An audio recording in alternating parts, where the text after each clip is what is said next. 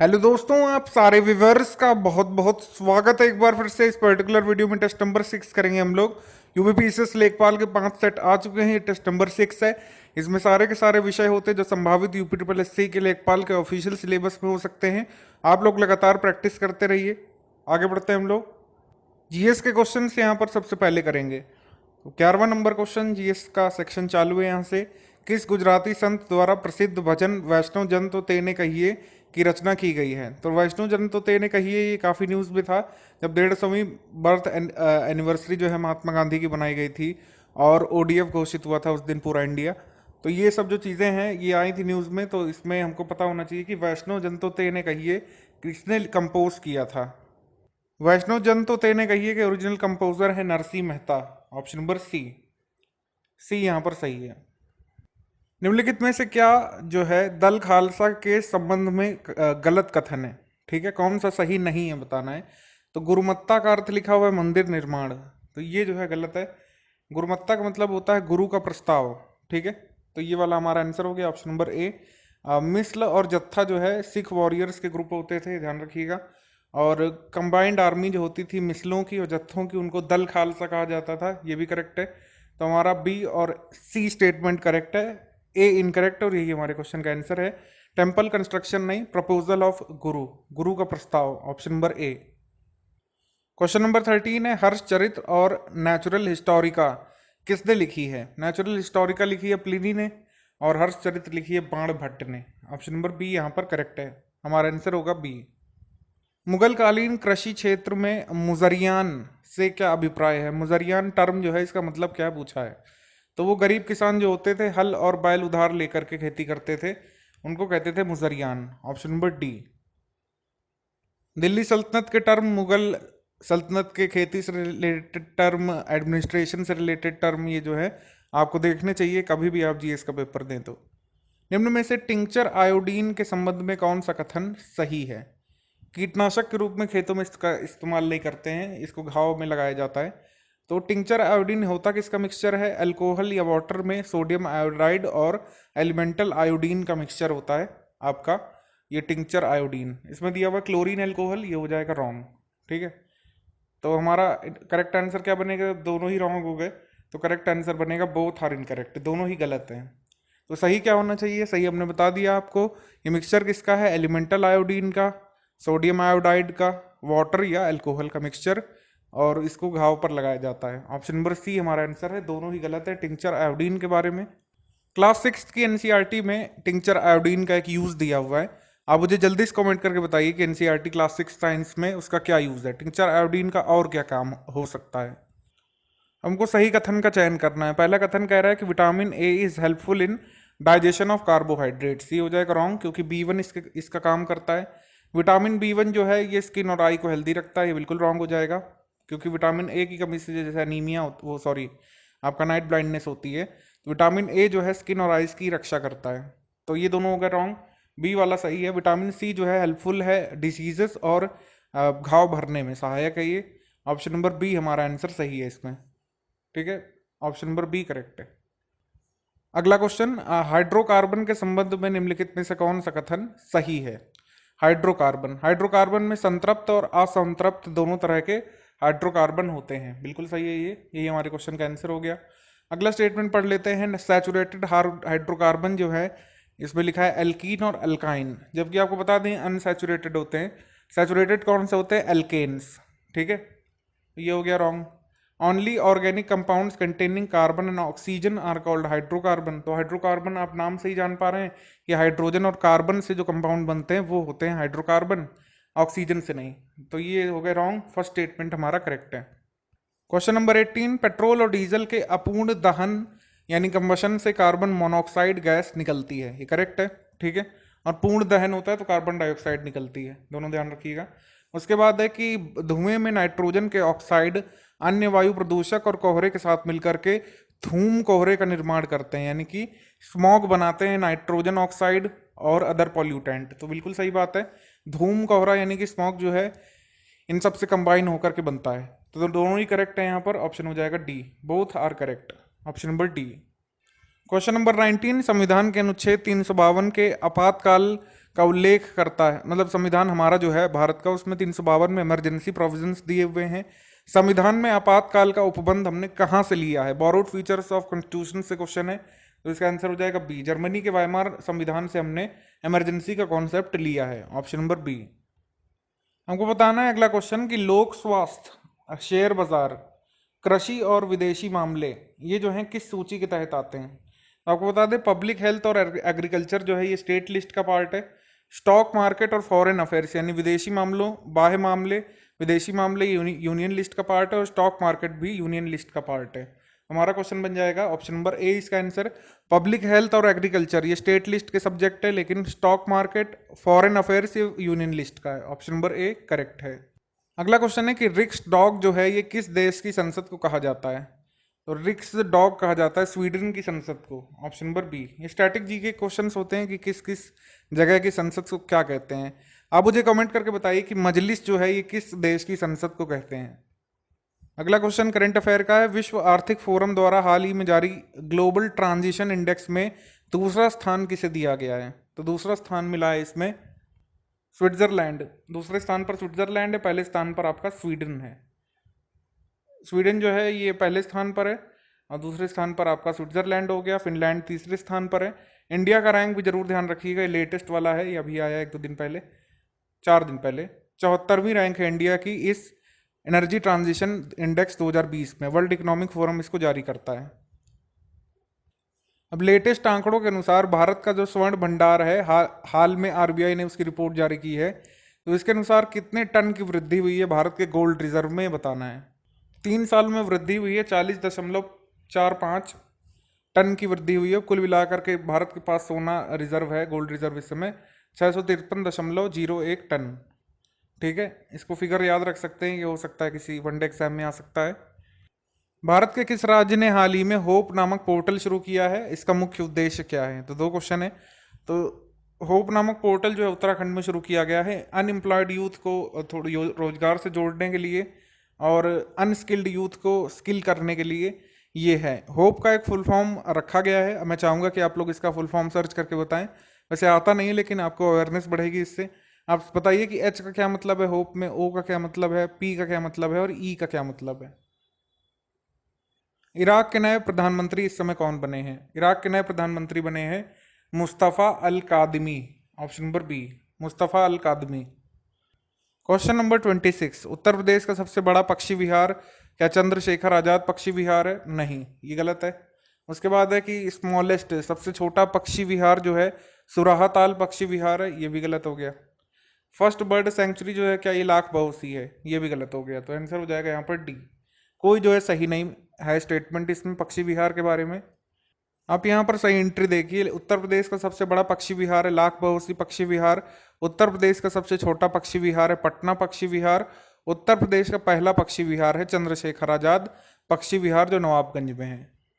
कौन सा जो है सही ढंग से मेल नहीं खाता है? महारानी लक्ष्मी मेडिकल कॉलेज, ये करेक्ट है, झांसी में है। उसके बाद बाबा राघव दास मेडिकल कॉलेज, ये गोरखपुर में है, करेक्ट। उसके बाद है Ram Manohar Lohia national law university, ये लखनऊ में है, ये भी correct. Pandit Deendayal Upadhyay veterinary university जो है रामपुर में नहीं है, ये कहाँ पर है? मथुरा में है। तो ये जो है सही ढंग से मेल नहीं खाता है, option number C. Question number 28 है, सही कथन का चयन करें। केन नदी को तमसा नदी भी कहते हैं, लिखा हुआ है, ये जो है ये हो जाएगा रॉन्ग, क्योंकि केन को कर्णवती कहते हैं। केन बेतवा यूपी एग्रीमेंट जो है साइन हुआ था 2005 में, 2008 में नहीं, तो ये हो गया रॉन्ग। उसके बाद है कि टोन्स नदी जो है इसको कर्णवती के नाम से जानते हैं, ये हो गया रॉन्ग। ये रॉन्ग है क्योंकि टोन्स जो है ये जानी जाती है तमसा के नाम से। ठीक है, गंगा जो है अलकनंदा और भागीरथी से मिलकर के देवप्रयाग में बनती है। ठीक है, ये करेक्ट है। हमारे क्वेश्चन का आंसर हो जाएगा सी, सी वाला करेक्ट है। भैंसों की जो सुरती प्रजाति होती है दुधारू नस्ल, काफी ज्यादा दूध देने वाली, और गिर नस्ल जो होती है उत्तर गुजरात के किस हिस्से में पाई जाएगी, बताना है।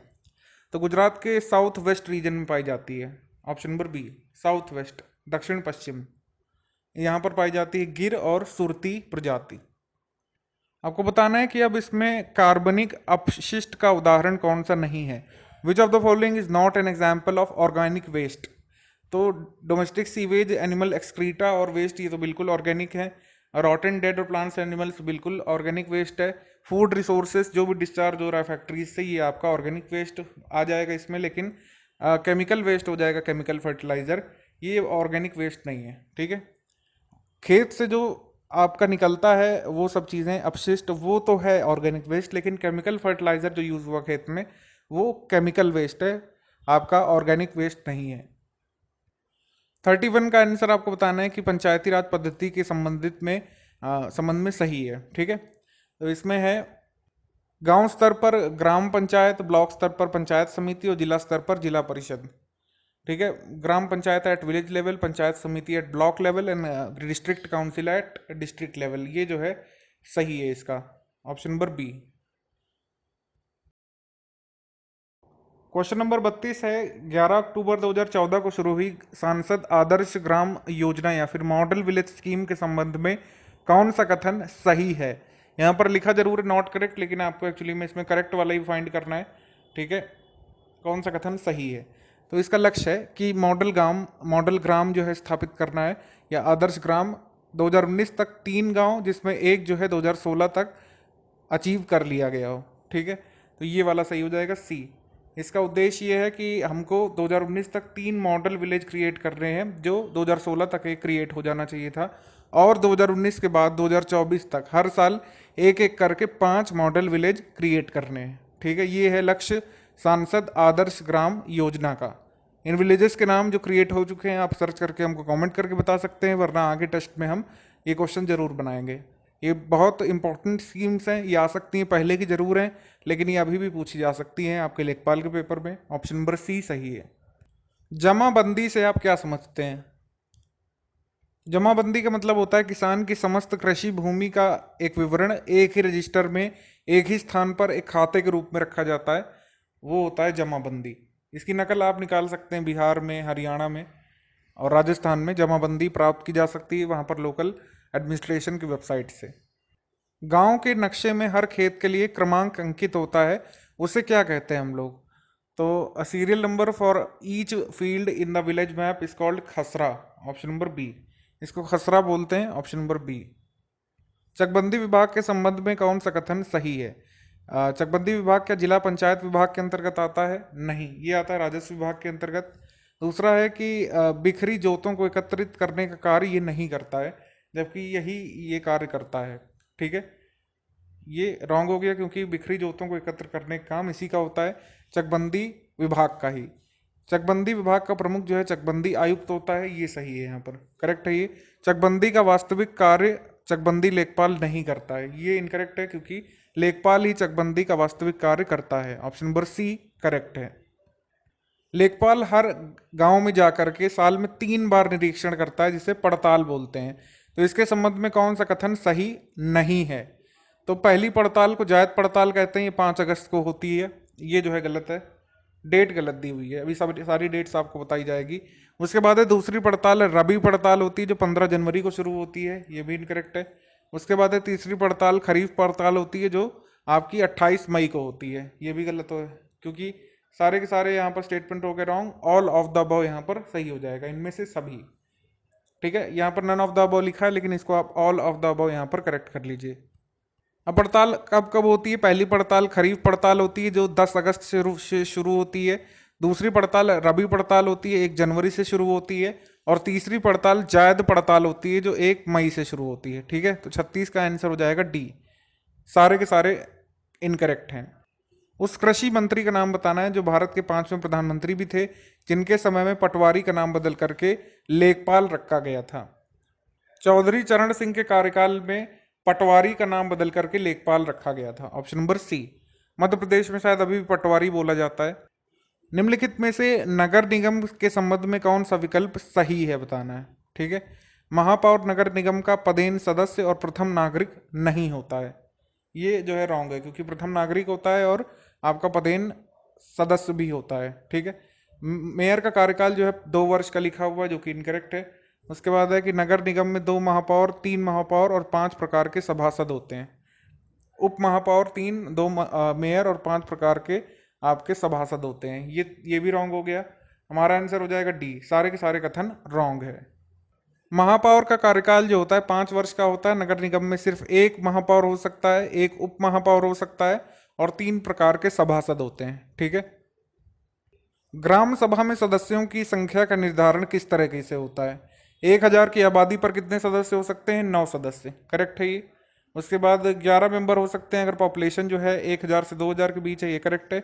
13 मेंबर हो सकते हैं ग्राम सभा में यदि विलेज की पॉपुलेशन 2000 से 3000 है। करेक्ट। उसके बाद है कि 15 मेंबर हो सकते हैं अगर विलेज की पॉपुलेशन आपकी 3000 की है। ठीक है, ये भी करेक्ट हो गया। तो हमारा आंसर हो जाएगा यहाँ पर सी, 1, 2, 3 एंड 4 करेक्ट। 10 अगस्त 2000 में शुरू हुई जन श्री बीमा योजना के अंतर्गत प्रति व्यक्ति को कितने रुपए देने होते हैं इंश्योरेंस कराने के लिए? मतलब प्रीमियम कितना देना होता है ये बताना है। तो जन श्री इंश्योरेंस स्कीम के लिए प्रीमियम देना पड़ता था पर्सन को 200 रुपए। ठीक है, 200 रुपए वार्षिक, ऑप्शन नंबर ए। जब एक ही अक्षर या कई व्यंजन वर्ड एक वाक्य में एक से अधिक बार रिपीट होते हैं तो अलंकार कौन सा बनता है? तो ये बनता है अनुप्रास अलंकार, option number D. Question number 42 Hindi section में वीर रस के कितने भेद होते हैं? तो वीर रस के 4 भेद होते हैं। ठीक है, युद्ध वीर, दया वीर, दान वीर और धर्म वीर, ऑप्शन नंबर ए। कवीश्वर का संधि विच्छेद क्या होगा? कवि और ईश्वर।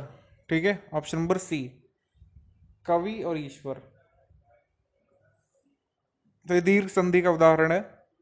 सारंग के 2 अनेकार्थी कौन कौन से हैं? सारंग के बहुत सारे अनेकार्थी होते हैं, उनमें से एक है आपका बादल और मेढक, ऑप्शन नंबर ए। ठीक है। रंग और अक्षर के लिए कौन सा हो जाएगा? वर्ड। ठीक है। और आपका पुत्र और दूल्हा के लिए क्या हो जाएगा? वत्स। और आपका भाव हो जाएगा संसार और शिव के लिए। ठीक है, तो इस तरीके से हो जाएगा हमारा answer, option number A correct. निम्नलिखित में से युद्ध करने का इच्छुक के लिए उपयुक्त शब्द कौन सा होगा? तो युद्ध करना जो चाहता हो वो युयुत्सु होगा और युद्ध करने की इच्छा कहलाती है युयुत्सा। जिगीषा होती है जीतने की इच्छा, यायावर होता है एक स्थान पर टिक कर न रहने वाला, और आपका अतिवृष्टि होता है अत्यधिक वर्षा होना। अच्छा, एक स्थान पर टिक कर रहने वाले के लिए क्या बोलते हैं हम लोग? एक शब्द, उसको बोलते हैं स्थावर। अब छप्पय क्या बताना है? छप्पय है जिसमें 6 चरण होते हैं, पहले 4 चरण रोला और अंतिम 2 चरण उल्लाला के होते हैं। ठीक है, तो देखते हैं लेखपाल में पूछेंगे कि नहीं पूछेंगे। अगर उसमें नहीं पूछेंगे तो फिर ये आपको नहीं पढ़ना है, लेकिन फिलहाल पढ़ते रहिए। सभी यूपी वालों को हिंदी के सारे चैप्टर आने चाहिए।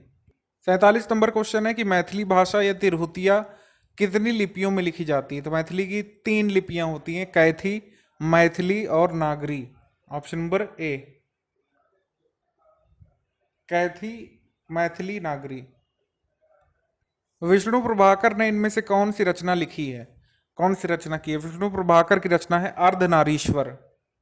अर्धनारीश्वर। प्रेम सागर लल्लूलाल की है। चिंतामणि निबंध संग्रह है रामचंद्र शुक्ल का। तो ऑप्शन नंबर सी हमारा यहाँ पर सही है।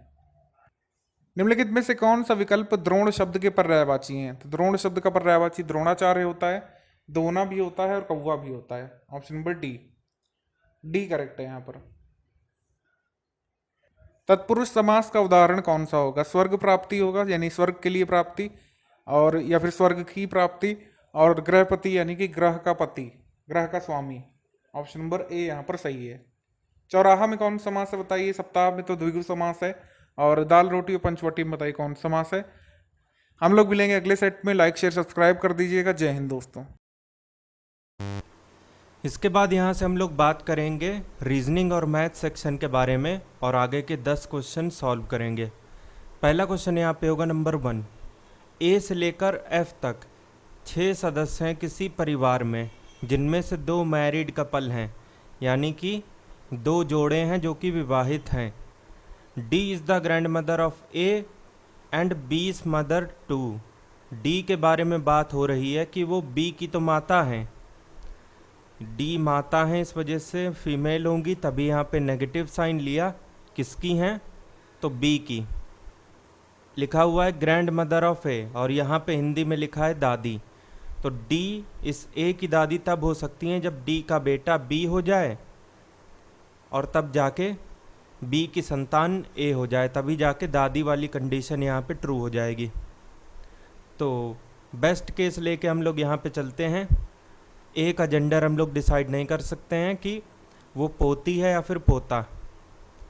सी is the wife of B, B की पत्नी का नाम सी है। एंड मदर ऑफ एफ, इसी सी के बारे में आगे बात की गई है कि वो एफ की माता हैं। अगर हम बी और सी के बारे में बात करें तो ये दोनों पति पत्नी हो गए, जहाँ पे पति हैं बी और पत्नी हो गई सी। अब सी की कोई संतान बी की भी तो संतान होगी ना, बिकॉज दोनों पति पत्नी हैं। इन दोनों की एक संतान ए है और दूसरी यहाँ पे एफ हो जाएगी। ए और एफ आपस में भाई बहन तो हैं, लेकिन दोनों का ही जेंडर हम लोग फिलहाल डिसाइड नहीं कर सकते। F is the grand daughter of E, F जो है वो ग्रैंड डॉटर है यानी पोती है, इस वजह से फीमेल होगी, नेगेटिव का साइन यहाँ पे आ गया। उसके बाद किसकी पोती है ये, तो ई की।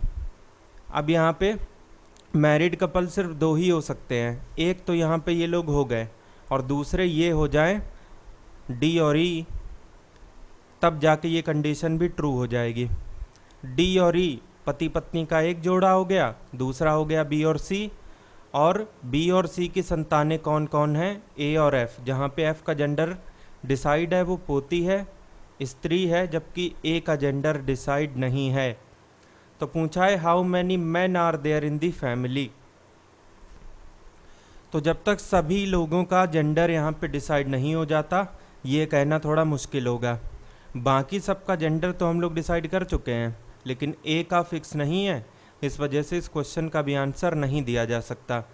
अपर्याप्त आंकड़े या फिर इनसफिशिएंट डेटा, इसको टिक करके आगे बढ़ना पड़ेगा। Ankit is 15th from the left, मान लीजिए कि जो लाइन है वो यहाँ से यहाँ भाग रही है आगे की तरफ। अंकित का स्थान अपने को लेफ्ट से पता है 15वां। And Pintu is 20th from the right, right से यानी जहाँ से लाइन ख़त्म हो रही है उधर से अगर हम काउंट करें गिने तो यहाँ पे एक पिंटू है जिसका स्थान 20वां तो है लेकिन राइट से। When both of them change their position, दोनों की पोजीशन बदल जाए यानी कि अंकित यहाँ पे आ जाए और पिंटू उधर चला जाए, ऐसा होने से होगा ये Ankit gets 20th position from the left. ये जो अंकित है जो कि यहाँ पे आ चुका है, इसकी रैंक लेफ़्ट से चेंज हो जाएगी क्योंकि लेफ़्ट से राइट भागा है वो, तो चेंज हो गई, कितनी हो गई, 20वीं हो गई। लेकिन ये बताइए इसी अंकित की राइट हैंड साइड से रैंक क्या होगी, अरे वही जो पहले पिंटू की हुआ करती थी, क्योंकि ये पिंटू की कुर्सी पे ही तो आके बैठा हुआ है। चेंज देयर पोजीशन का मतलब ये कि एक दूसरे की कुर्सी पे बैठना। तो ऊपर ये जो आपको राइट से 20वीं रैंक दिख रही है ये पिंटू की कुर्सी की थी, लेकिन यही कुर्सी अब अंकित ने एक्वायर कर ली, इस वजह से यही रैंक पिंटू अंकित को प्राप्त हो जाएगी। तो अंकित की राइट से रैंक ये 20वीं हो गई, लेफ़्ट से तो हमें पता ही है 20 है, तो टोटल नंबर ऑफ स्टूडेंट निकाले जा सकते हैं जो कि होता है L+R-1, जहाँ पे LR का मतलब है कि सेम बंदे की लेफ़्ट और राइट साइड से रैंक, तो दोनों ही यहाँ पे 20 है अंकित के केस में, 39 लोग यहाँ पे हो गए। अगर यही पूछा जाता तो 39 हम लोग ढूंढ लेते ऑप्शन में, लेकिन पूछा जा रहा है कि what will be the position of Pintu from the right. ये जो पिंटू है जो कि यहाँ पे है इसकी पोजीशन राइट हैंड साइड से क्या होगी, पहले ये बताइए लेफ्ट हैंड साइड से क्या होगी जो पहले अंकित की हुआ करती थी 15th। Total number of student 39 ही होंगे, लेफ़्ट से रैंक 15 है, राइट से बताना है और ये है -1, -1 उधर जाएगा तो 39 से जुड़ जाएगा 40 होगा, ये 15 को उधर भेजेंगे 40 में से लेस होगा, आंसर आ जाएगा 25 B. In the given Venn diagram, ये विन डायग्राम आपको दिख रहा होगा जो कि हाथ से बनाया हुआ है। The rectangle shows the position who travelled by बस, ये जो रेक्टेंगल है ये बस से यात्रा करने वालों को रिप्रेजेंट कर रहा है। The passenger in the circle travel by car, इस सर्कल में जितने लोग हैं वो कार से चलते हैं। The passenger in triangle travel by train, इस ट्राइंगल के अंदर जितने लोग हैं वो सबके सब ट्रेन से जाते हैं। How many passengers like to travel by bus train not by car, bus से जाना अलाउड है, ट्रेन से जाना अलाउड है, लेकिन कार से नहीं जा सकते। अगर कार से जा ही नहीं सकते तो ये जो सर्कल वाले जितने नंबर हैं इसे हम अपने आंसर में नहीं ले पाएंगे। 12, 7, 11 और 4, इनके अलावा हम बाकी सबको ले लेंगे, बिकॉज ट्रेन वाले भी अलाउ हैं, कार वाले भी अलाउ हैं। लेकिन अगर आप 8 की बात करेंगे तो 8 इस रेक्टेंगल और ट्राइंगल दोनों में है। इसका मतलब ये ऐसे लोग हैं जो कि ट्रेन और रेक्टेंगल वाला पार्ट किसका है, ये बस। हाँ, तो ट्रेन और बस दोनों से यात्रा करने वाले 8 हैं। और यहाँ पे दिया तो है नहीं कि दोनों वाले आपको लेना है कि नहीं लेना है। तो जब भी क्वेश्चन में ऐसा दिया हो कि दोनों को लेना है कि नहीं लेना है, इस बारे में कोई जानकारी ना दी हो, तो हमेशा उस आंसर को जो कि दोनों को रिप्रेजेंट कर रहा है उसको ले लेना होता है बस। तो 15, 8, 23, 13, 36, ऑप्शन बी। मान लीजिए यहाँ पे ये लिखा होता, बाई बस और ट्रेन ना लिख के ये लोग लिख देते आइदर बस और ट्रेन, तो यहाँ पे बोथ का काम ही ख़त्म हो जाता। ये 8 हम तब ना ले पाते, लेकिन अगर आइदर का इस्तेमाल नहीं किया है तो बोथ वाला लेना पड़ता है, आपको ध्यान रखिएगा। Arjun face is in south direction, इस तरीके से अर्जुन का ये फेस है। अब उसके बाद वो इस पॉइंट से चलना शुरू करेगा। ही turns right and walk 20 kilometre straight, यहाँ से वो दाएं मुड़ा। आप ऐसे जा रहे थे, दाएं मुड़ गए, इसका मतलब आपने क्या किया, आप ऐसे देख रहे हैं, इधर तक आए, दाएं मुड़े, इसका मतलब आप इधर चले। कितना चले, तो 20 किलोमीटर इतना चले और इसके बाद यहाँ पे रुक गए। ही turns right and walk 10 kilometre, आप ऐसे गए थे, इधर आए, राइट मारेंगे तो किधर जाएंगे, ऊपर, ये ऊपर, और ये डिस्टेंस हो जाएगा 10। उसके बाद then after turning 10 kilometre to the left, ऐसे गए, लेफ्ट मारेंगे तो इधर जाएंगे, एक बार फिर से ये रहा 10 किलोमीटर। अब यहाँ पे आप रुके हुए हैं। ये अगेन टर्न्स राइट, आप ऐसे जा रहे थे, राइट जाएंगे तो कहाँ जाएंगे, ऊपर, ऐसे, ये डिस्टेंस हुआ 10। ये again turns right and reaches his office after walking 20 kilometre straight. अब यहाँ पे थोड़ी ये कन्फ्यूज़न हो गई थी, वो फेस तो ऐसे कर रहा था, लेकिन सिर्फ फेस कर रहा था, वो इधर तक आया नहीं था। यहाँ से राइट मुड़ेगा तो इधर ही जाएगा वो। सबसे पहले गया था 20, तो ये रहा 20। 20 के बाद उसने मारा था राइट, ऐसे गए, राइट मतलब नीचे, ये 10। उसके बाद उसने मारा था लेफ़्ट, ऐसे जा रहे हैं, लेफ़्ट जाएंगे तो इधर आएंगे, ये 10। उसके बाद फिर से लेफ़्ट मारा था उसने, सॉरी, इधर से राइट 20, ऐसे गए, राइट मतलब नीचे, ये रहा 20। यहाँ पे आप रुक गए, यहाँ से आप चलना शुरू किए थे, तो पूछा है स्टार्टिंग और एंड पॉइंट के बीच का डिस्टेंस, यानी ये जो लाइन है इसकी लंबाई बता दीजिए। ये एंगल 90 होगा, इसको यहाँ तक आगे बढ़ा देंगे तो 10 बढ़ा देंगे, क्योंकि ये लाइन और ये लाइन बराबर है। उसके बाद इसको इससे मिला देंगे, ये 10 है तो ये भी 10 होगा, ये 20 और 10 टोटल हुआ 30, ये 20 और 10 टोटल हुआ 30, और ये हो जाएगा √30² + 30², यानी 30√2, option A. What day will be on 18 अप्रैल 1964, तो 18 तारीख एज इट इज़, अप्रैल महीने का कोड लिखेंगे 033 614 625 035, 1 से लेकर 12। अप्रैल कौन सा महीना होता है, चौथा, 1 2 3 4, इसका कोड हुआ 6। उसके बाद 1964 को क्या लिख सकते हैं, 1900 + 64, 1900 का कोड लिखना पड़ेगा, और 64 तो एज इट इज़ उतार लेंगे। 1900 के कोड के लिए आपको ये लिस्ट याद करनी होती है, 6 4 2 0, 16, 17, 18 और 19, 1600 समथिंग जो भी है। अगर ये 1600 कुछ दिया होता, 1664, तो इसको लिख देते, 1964 दिया है ना, ये लिखेंगे। उसके बाद इस 64 में कुछ लीप ईयर भी होंगे, इस 64 में लीप ईयर ज्ञात करने के लिए 4 से इस 64 को काटेंगे, जितनी बार ये मैक्सिमम चला जाए। पूरा जाए चाहे ना जाए उससे मतलब नहीं है, जितनी बार मैक्सिमम भेज सकते हैं उस संख्या को उतार लेंगे। 4 16 बार में 64 को काट देता है, तो काटना मैक्सिमम लिमिट है, तो बस 16। उसके बाद यहाँ पे अलग अलग रिमाइंडर लिखेंगे 7 से काटने के बाद। 18 के केस में 7 दूनी 14 पूरा कट गया, 4 रिमाइंडर बचा। 6 खुद ही छोटा है, 0 खुद ही छोटा है। 7 निम्न 63 पूरा कट गया, 1 बचा। 7 दूनी 14 पूरा कटा और 2 बचा। 6 एक 7 कैंसिल हुआ,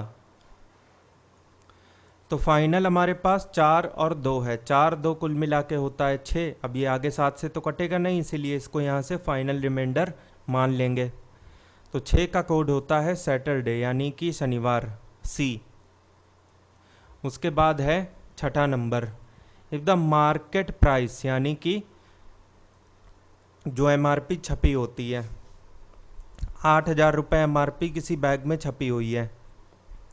इस बैग को बेचने के बाद में 40/3% का प्रॉफिट हो जाता है, लाभ हो जाता है। लेकिन ऐसा कब होता है? ऐसा इसलिए नहीं होता कि आप इस बैग को 8,000 रुपये में निकाल दे रहे हैं। आपने इस एमआरपी पे पहले 15% की छूट दी, उसके बाद जो रुपए आए जिस पे आपने बेचा उस पे है ये 40/3% का प्रॉफिट। तो 15% लेस करना पड़ेगा। अगर आप 10% काटेंगे तो दाहिनी तरफ से एक 0 कैंसिल, यानी 800 रुपये कम करेंगे। 5% और कम करेंगे यानी 800 का आधा 400 और कम करेंगे, टोटल 1200 कम करेंगे, 6800 रुपये आ जाएगा जिस पे आपने इस बैग को निकाल दिया।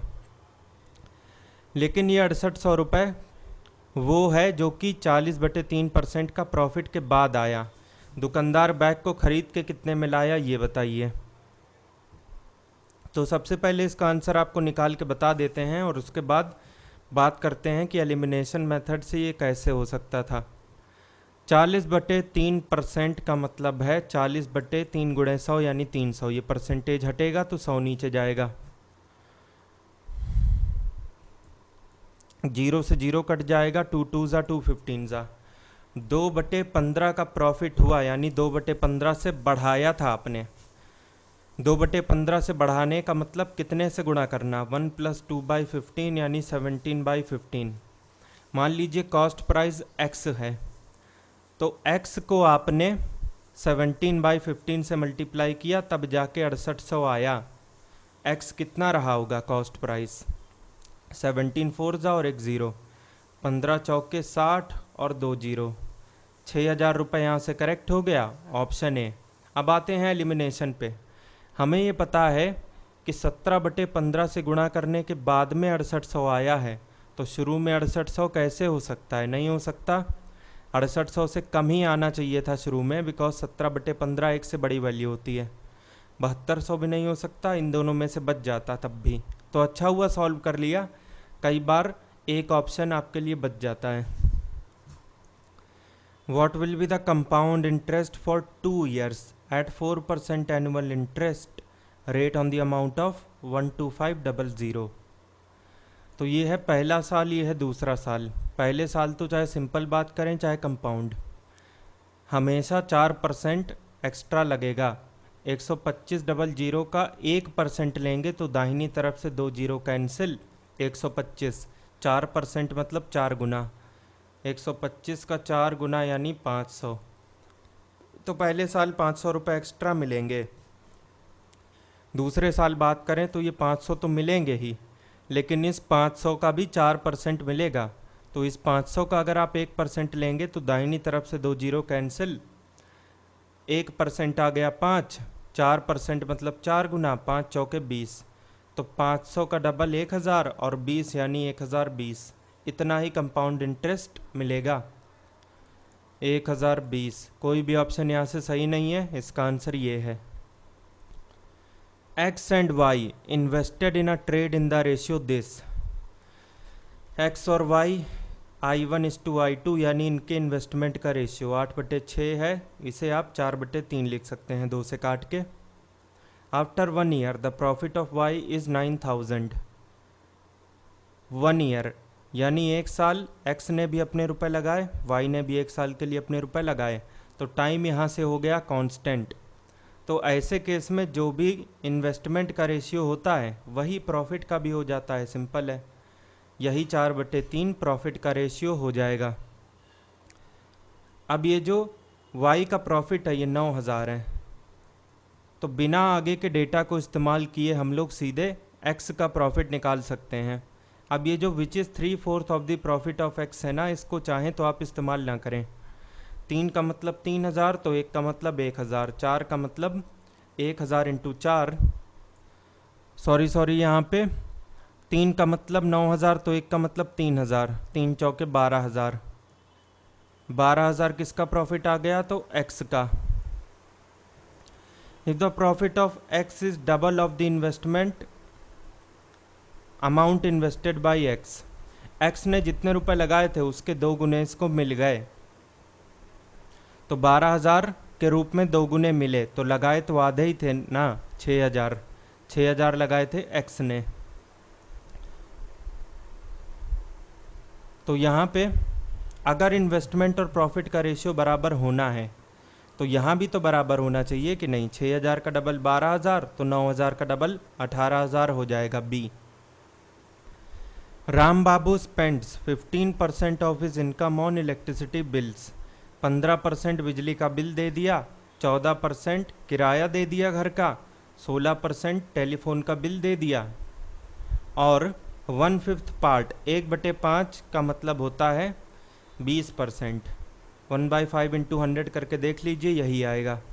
20% फीस दे दी बच्चों की, तो 20, 16, 36, 14, 50, 15, 65, 65% वो खर्च कर चुका है, और बचा उसके पास कितना है, 35%।